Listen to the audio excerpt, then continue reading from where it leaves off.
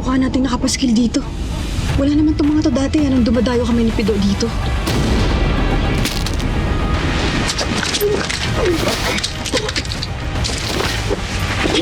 Napakarami ng naitatalang missing persons at kidnapping cases. Hindi lang dito sa Rosario, kundi sa mga kalapit bayan rin. Ayusin na natin to. Ituro mo sa amin kung nasan yung mga hayop na yan. Marcos, hindi pwede. Kailangan natin pag-isipan ng bawat galaw natin. Dahil baka tayo na mailibing sa hukay.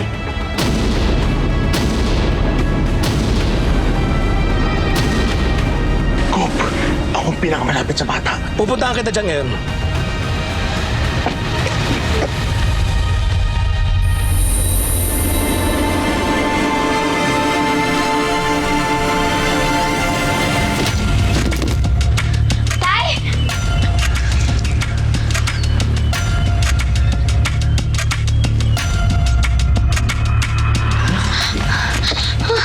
Tay? Anak, kamusta ka?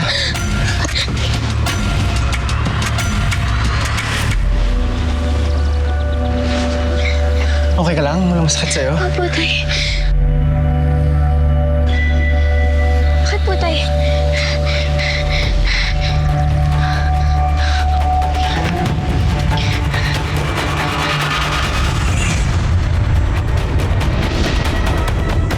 Kanino galing tong jacket na to? Bakit po, Tay?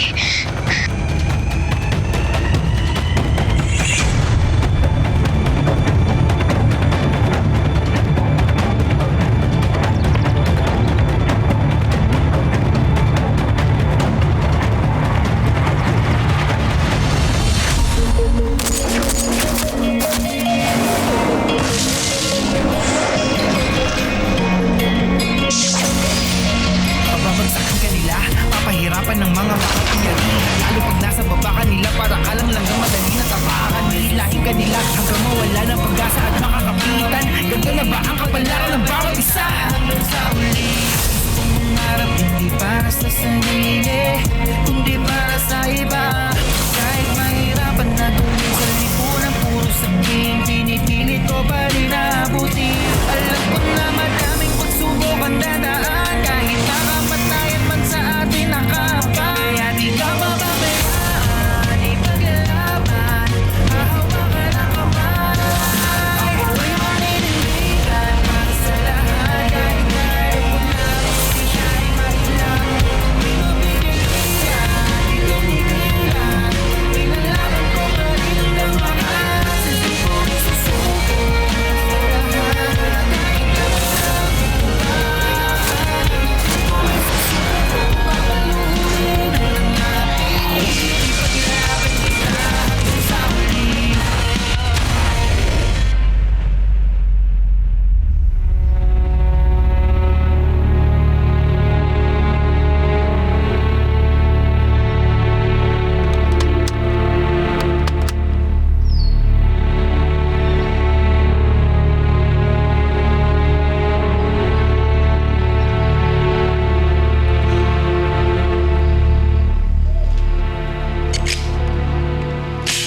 Ang tagal mo rin hindi na kita tumugan, Tom.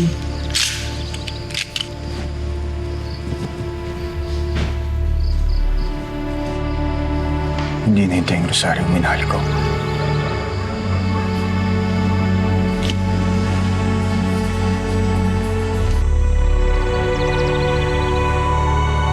Sisiguraduhin ko habang buhay pa ako. Magbabayad si Balmores at si Miguel sa lahat ng kasamaan na ginawa nila dito.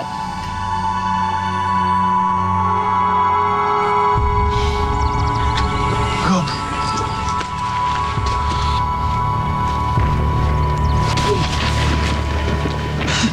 Gob! Yung mga bata natin, patay na!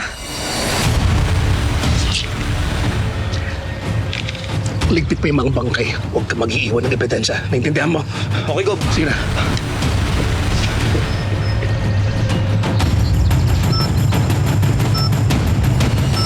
Yes, sir!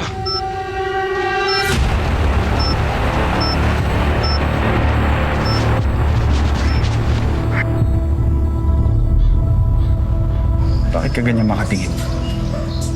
Ano ba sa tingin mong gagawin natin dito kung di patayin silang lahat? Alam ko yun. Nung nakita ko yung mga wanted poster natin, bumalik ulit yung takot. Yung guilt. Dahil alam ko na isa ako sa mga taong responsable sa pagsabog ng headquarters ng mga anamit. Habang buhay kong dadalhin sa konsensya ko yun. Nararamdaman mo lang yan. Dahil hindi mo nagawang patayin si Balmores. Kaya pasensya na, Jane. Dapat hindi kita pinigilan dati.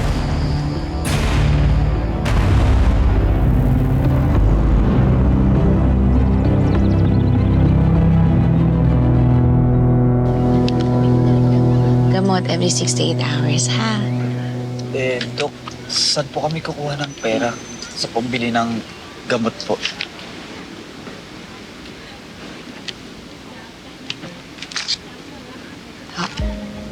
Mabuti na lang, nandito po kayo, Dr. Hope.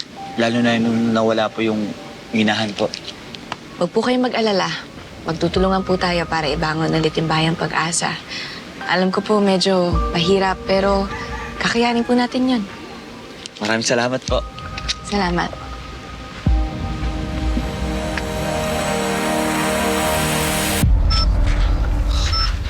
Tara. Bilis!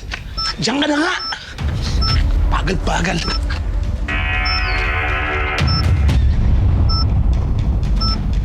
Nandito lang daw. Tingin.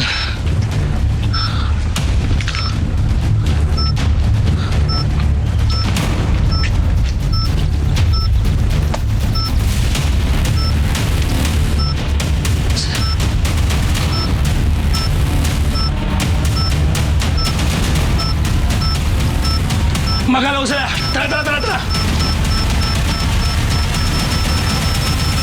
Ito na lang ba talagang tanging paraan, Norman? Diba, lagi mong sinasabi noon na mas mahalagang buhay ng mga tao.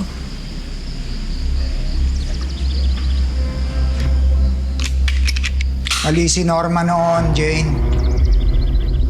Hindi niya lang masabi. Naniniwala ka ba talaga na pantay ang karapatan ni Balmores at Aguirre na mabuhay at ang karapatan ng mga libu-libong taong biniktima nila? Hindi patas ang mundo. Ang mga may pera at kapangyarihan lagit-laging mangbibiktima ng wala. At yan ang katotohanan na hindi kayang baguhin ng hustisyang pinaglalaban niyo. Walang anghel sa mundo, Jane. Pero may mga demonyo. At tama lang na ibalik natin sila sa impyerno.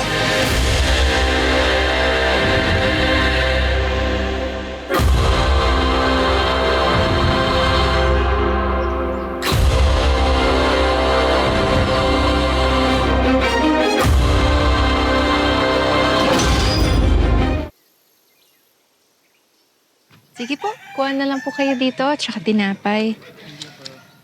Maris?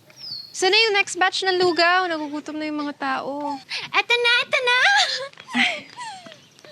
Ito, Ate Rachel, oh. Tiyanan! Ano yan? Para daw mas masaya yung mga kakain. Dahil mo talagang pakulong, Maris. Sino po walang lugaw? Lapit po.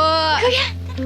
Sige po, may puto din at saka mga tinapay. Kuha lang po kayo, ha? Juice po, gusto nyo? Gusto nyo po ng juice, kuya? Ito, oh. Kuya! Salamat po. Welcome po. Kuya! Ate Rachel. Salamat po. Nataob na natin yung isang kaldero ng lugaw. Paano yun? Wala na tayo mapapakain sa mga minero. Ate. Salamat.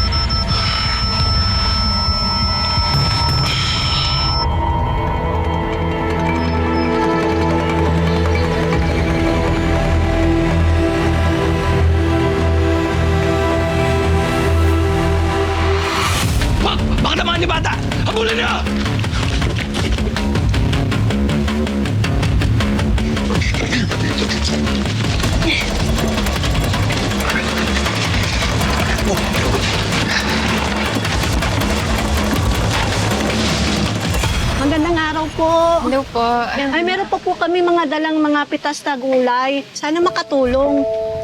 Hindi kaya namin yung kapitbahay na mag-ambagan kami. Sino-sino pa ba magtutulungan kung hindi tayo lang din. Naku, maraming salamat. Ano mo na siya? Salamat Ang dami. po. Ano man po, Makakatulong madadagdagan pa yan. Oo, sigurado. Thank you po. Ano rin Sige, po kayo salamat. dito. Marami pa naman po Salamat to. po. Thank you, ha? Salamat po. Nice, thank you. Salamat po. Makuha ka na. Diyos. Ayun, juice oh. Juice po, ito po.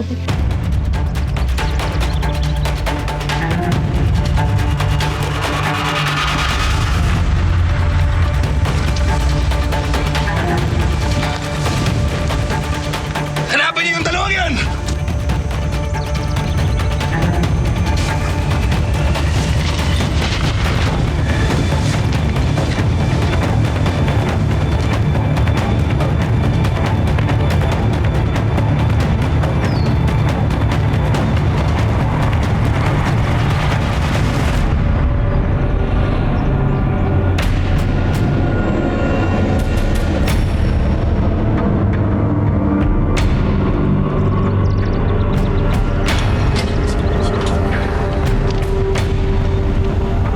Norman de la Cruz!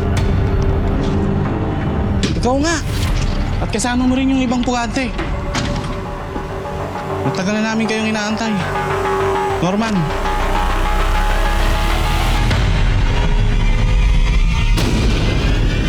Sabihin mo lang, handa ako makuha.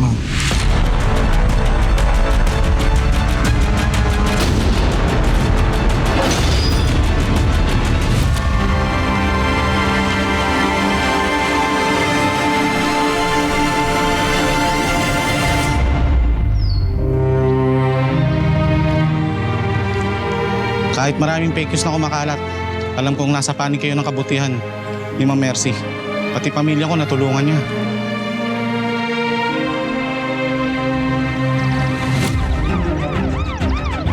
Diyan kayo dumaan para hindi kayo makita ng pulis.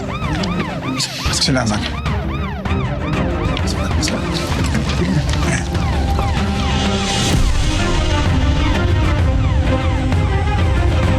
Oo!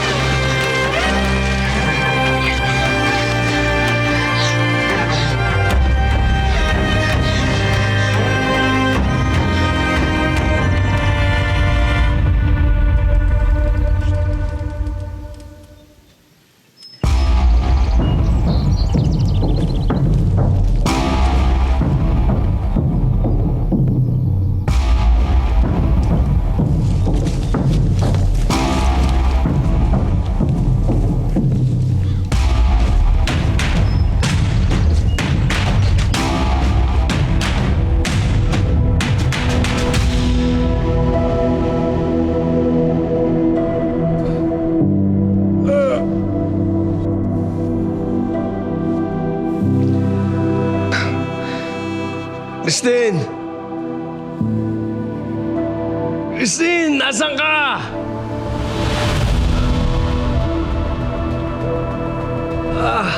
Christine!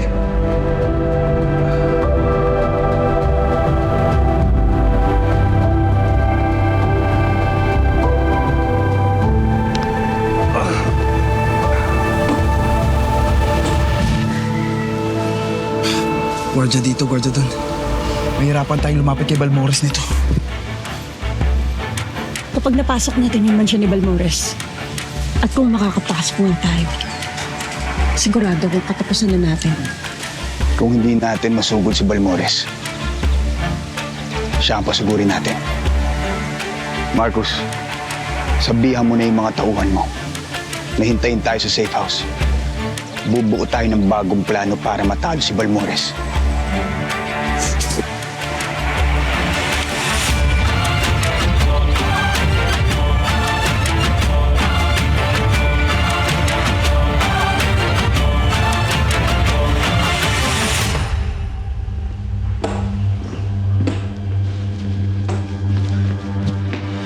Benito, okay ka na ba?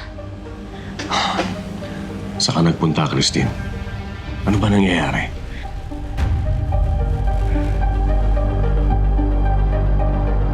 May nakakita kasi kay Norman sa mga tao natin dito sa Rosario. Pupuntahan namin ngayon. Sasama ako. Benito, mas mainam na magpahinga ka. Ako lang bahala kay Norman. Sinabi ko na sa'yo, sasama ako. Ito na ang araw ng kamatayan ni Norman de la Cruz. Gusto kong sa akin mismo manggagaling ang balang tatapos sa buhay niya.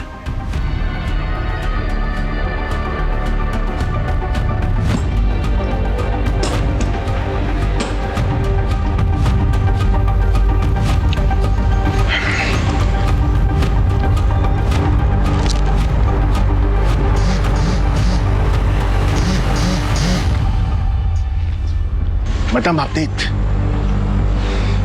Pinakawala na yung bata. Pero may nakatangin sa kanya. Ha? Sino? Kaninong tao? Kay Miguel ba? Madam, hindi. Hindi rin to grupo ni na Golf o ibang kasamahan ko. Pero nakilala ko na nagbaba siya ng maskara. At na-identify ko rin siya. Sino? Si Atoy Santos.